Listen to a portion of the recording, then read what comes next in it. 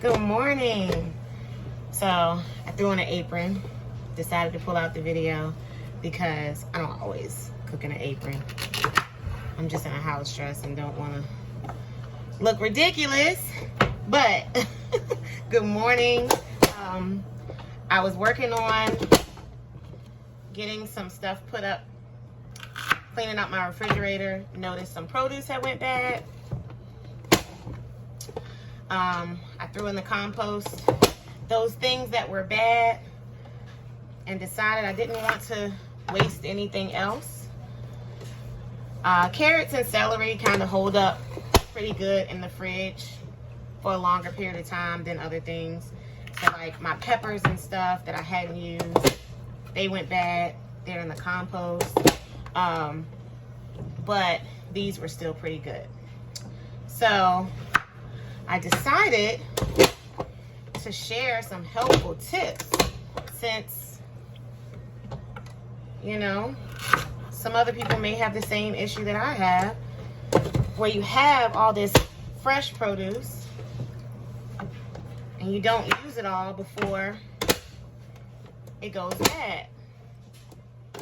Well, you don't have to waste it. Although composting isn't technically wasting it because you are still getting some use out of it. We purchase groceries and grow groceries so that we can eat them, not so that we can compost them. So the idea is to be able to still eat those things. Now, another thing that a couple of people that I've talked to, I've heard them say they don't buy, you know, whole carrots and whole celery. They get those pre-cut and pre-packaged ones, which are a lot more expensive, of course. But it's because they don't use it all.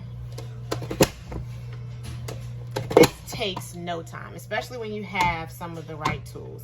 I have a chopper.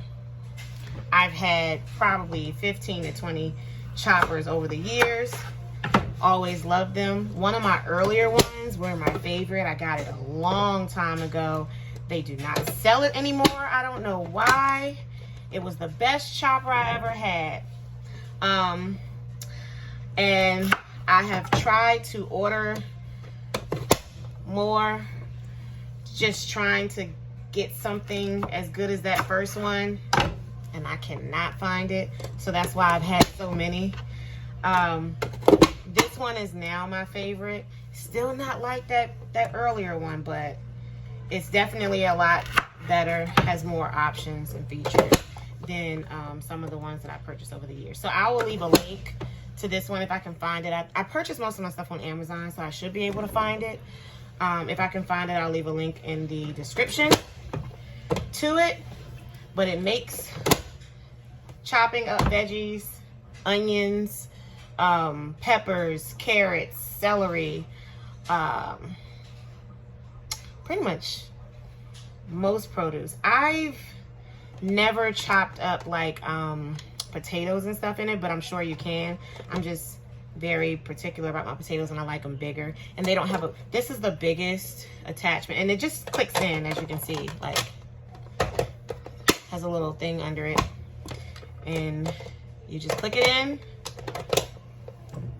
stick whatever you're chopping on it, and I kind of cut mine into pieces that fit. This is another reason why I like that early one. It was a lot bigger, so I didn't have to cut them in such small pieces, but it's not terrible. It's still better than having to chop it all up by hand, and you push down on it and it chops it into these cubes. I have a smaller one that I used for the celery. I don't know if you can see that. So my celery are chopped into smaller pieces. I also use this one like when I'm doing relish, so like cucumbers that I need to dice up really small. Jalapeno, candied jalapenos, when I want to dice them up small, I use the smaller one, but this one is perfect for chopping up carrots. And then the other little gadget I have is a bag holder. You just stick your freezer bags or storage bags in, and it clips in like that, and it holds it open, making it easier to dump. Trying to do it on camera is making me make a mess, but it's a lot easier to just dump your stuff in here. The other one is holding the scraps because I'm going to put this in the freezer so that when it's time to make some veggie stock, I can just dump that in the pot for the veggie stock. So I'm going to finish chopping up these carrots. I don't have any more celery. This was all the celery I had, so I have a bag that's ready for some maybe chicken noodle soup or even something I can throw in a crock pot. I have these smaller chopped ones that are ready for, I might go ahead and just put some onions in here, because a lot of times when I'm making a roux for like some gumbo, or when I'm doing really anything where I have to do the aromatics first, I always have celery and onions that I'll kind of saute in some bacon grease and start on a soup or some type of a roux, so or a base of some sort. So I'll probably just go ahead and chop up some red onions and stick them in here, and then this will be ready. I can just scoop out some because they'll freeze, and I can kind of break it up and just scoop out what I need. And then I'll just do the rest of these yellow onions and put them in a bag for later use. So instead of throwing away or letting them go bad, you can always preserve. It takes no time. I've probably been doing this for about 10 minutes. I did it for maybe about 5 minutes before I grabbed the camera and was like, I can show people how to do this, and hopefully it helps someone. Also, it can save you some money. With food shortage and prices going up, buying in bulk is sometimes a lot easier. You can save money that way, and then you can also just have already prepped stuff in your freezer waiting for you.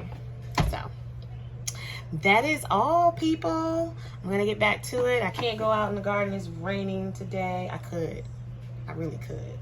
I like working in the rain, but it's a little cold, so maybe not. So maybe I'll actually edit that video that I've been promising to edit for days now. But until next time, be blessed.